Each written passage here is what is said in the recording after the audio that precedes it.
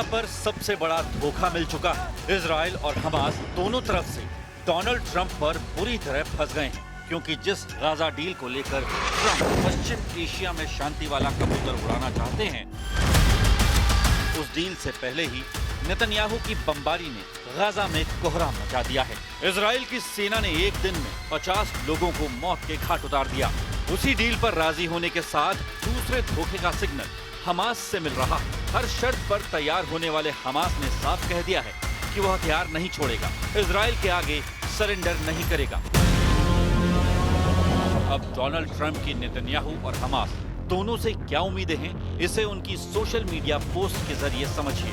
Donald Trump ने कहा है, जैसे ही हमास पुष्टि कर देगा, युद्ध विराम तत्काल प्रभाव से लागू हो जाएगा। इसके साथ ही बंधकों और कैदियों की अदला बदली शुरू हो जाएगी। ट्रंप ने यह भी लिखा है कि इजराइल की सेना पीछे हटने को तैयार है और नेतन्याहू शुरुआत में तय हुई वापसी रेखा पर राजी हैं। लेकिन ट्रंप से मिलकर बड़े बड़े दावे करने वाले नेतन्याहू अचानक पलट गए। उन्होंने साफ कह दिया है कि इजराइल की सेना गाजा में गहराई तक मौजूद रहेगी। אנחנו על סף הישג גדול מאוד. זה עדיין לא סופי. אנחנו עובדים על כך במרץ, ואני מקווה בעזרת השם שבימים הקרובים, עוד במהלך חג הסוכות, אוכל לבשר לכם על השבת כל חטופינו, החיים והחללים כאחד, בפעימה אחת, כשצה"ל נשאר בעומק הרצועה ובשטחים השולטים בה. नेतन्याहू के इरादे बता रहे हैं कि ट्रंप को बड़ा धोखा मिल सकता है, क्योंकि इजराइल की वायुसेना अब भी गाजा में बमबारी कर रही है और दूसरी तरफ नेतन्याहू खुद बोल रहे हैं कि उनकी फौज गाजा के उन इलाकों पर कब्जा कर रखेगी जहां वो इस वक्त मौजूद हैं। इजराइल के टैंकों से लेकर बख्तरबंद गाड़ी लगातार गाजा के अलग अलग इलाकों में ऑपरेशन कर रही हैं। यानी हमास के हाँ और ना से पहले ही इजराइल ने अपना फैसला सुना दिया है और इसीलिए नेतन्याहू के इरादों को शक की निगाह से देखा जा रहा है।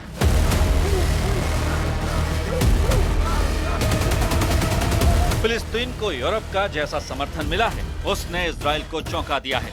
यह आइलैंड की राजधानी डबलिन है। गाजा में 66,000 लोगों की मौत, जिनमें 1/3 बच्चे थे। डबलिन के लोग बता रहे हैं कि वो लाशें सिर्फ आंकड़ा नहीं थी।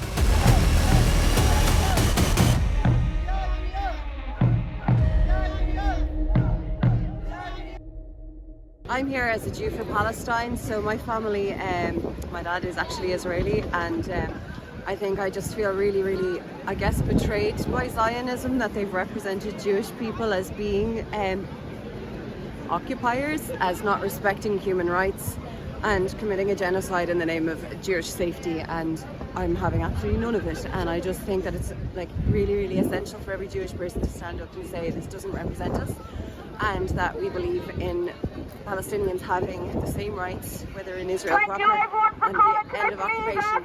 So that's why I'm here.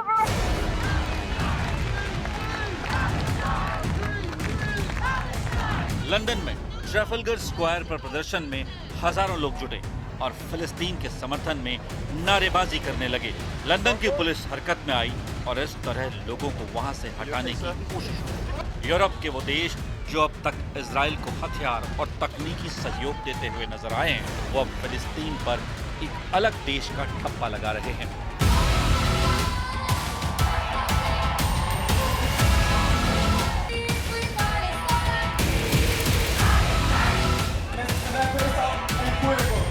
Spain में फिलिस्तीन का समर्थन देखिए।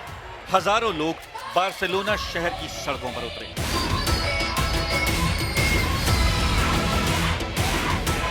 ये 50,000 से ज्यादा लोग हैं जो गाजा में हो रही बमबारी के खिलाफ प्रदर्शन कर रहे हैं। यहाँ फिलिस्तीन का एक बड़ा झंडा लेकर लोग पहुंचे।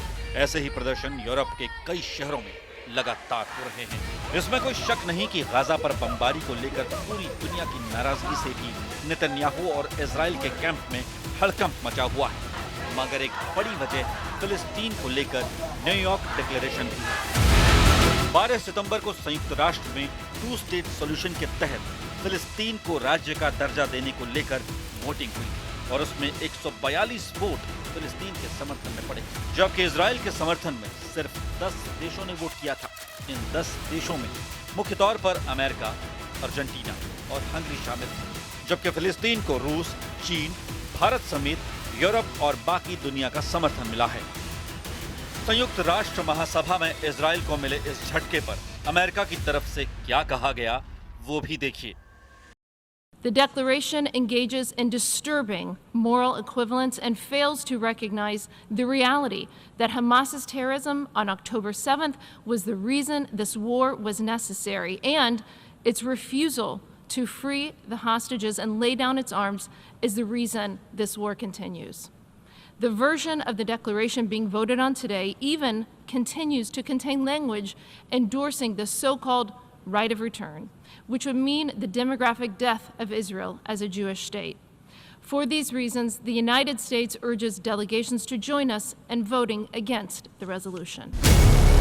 फिलिस्तीन को एक अलग देश का दर्जा देने की मांग एक ऐसा मुद्दा है जिसे नेतन्याहू कभी मानने को तैयार नहीं। यही वजह है कि संयुक्त राष्ट्र में मिले झटके ने इजराइल को एक बार फिर डोनाल्ड ट्रंप की चौखट पर पहुंचा दिया और वहां से निकली गाजा डील के बावजूद नेतन्याहू लगातार गाजा पर बमबारी कर रहे हैं। नेतन्याहू का एजेंडा दूसरा है, वो गाजा पर 100% कब्जा करना चाहते हैं। וכוחות צה"ל יתפרסו מחדש באופן שצה"ל ימשיך להחזיק בכל השטחים השולטים בעומק הרצועה. אני שומע שיש כאלה שאומרים היום שהחמאס היה מוכן כבר לפני שנה או אפילו לפני שנתיים לשחרר את כל חטופינו מבלי שניסוג נסיגה מלאה מארצות. इसमें कोई शक नहीं कि ट्रंप जानते हैं कि नेतन्याहू अपने घर में बहुत ज्यादा दबाव में है।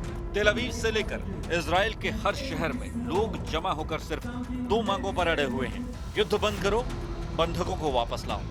और इजराइल की पब्लिक ये भी कह रही है कि नेतन्याहू पर उनको यकीन नहीं, क्योंकि अब तक युद्ध विराम को लेकर जितनी भी डील की कोशिश हुई है उसे नाकाम करने के लिए नेतन्याहू ने कोई कसर नहीं छोड़ी। We know that President Trump has been pushing it. Unfortunately, knowing our Prime Minister Netanyahu, we are very worried that he will find a way to sabotage, like he did in the past.